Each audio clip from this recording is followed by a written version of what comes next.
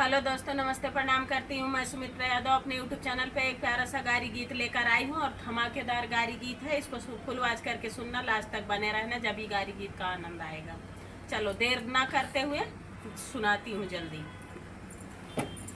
बिछी डाल गई, बिछी डाल गई बीच अंगनवा में, बिछी डाल गई, बिछी डाल गई बीच अंगनवा में, बिछी डाल गई, बिछी डाल गई बीच अंगनवा में, बिछी डाल गई।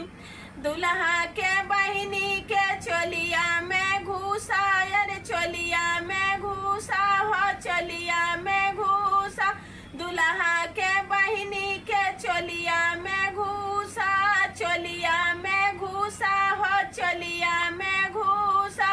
अरे मर ले बा, अरे मर ले बा पीछे जो बनवा में, बिछी डाल गई, बिछी डाल गई बीच अंगनवा में, बिछी डाल गई। दुल्हा के बहिनी के चोलिया में घुसा, चोलिया में घुसा, हो चोलिया में घुसा। अरे मर ले बा बीच जो बनवा में, बिछी डाल गई, बिछी डाल गई बीच अंगनवा में, बिछी डाल गई, बिछी डाल गई तोहरे अंगनवा में, बिछी डाल गई, बिछी डाल गई तोहरे अंगनवा में, बिछी डाल गई। दुल्हा के बुआ के आगे में घुसा, आगे में घुसा, हो आगे में घुसा, दुल्हा के बहन बुआ के आगे में घुसा, आगे में घुसा, हो आगे में घुसा।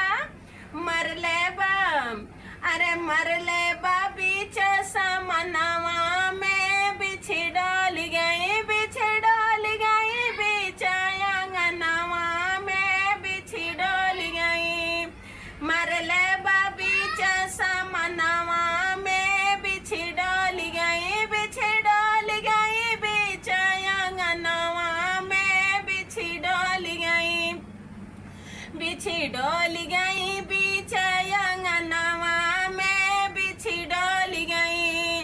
दुल्हा के चाची के पीछे में घुसा, पीछे में घुसा, हो पीछे में घुसा, दुल्हे के चाची के पीछे में घुसा, पीछे में घुसा, हो पीछे में घुसा।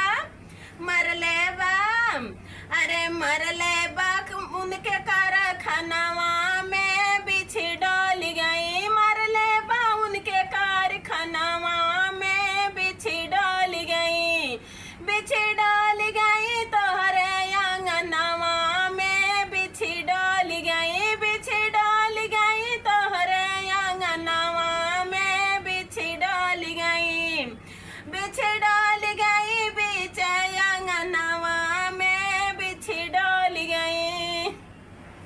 देखा पहले ओका देखा।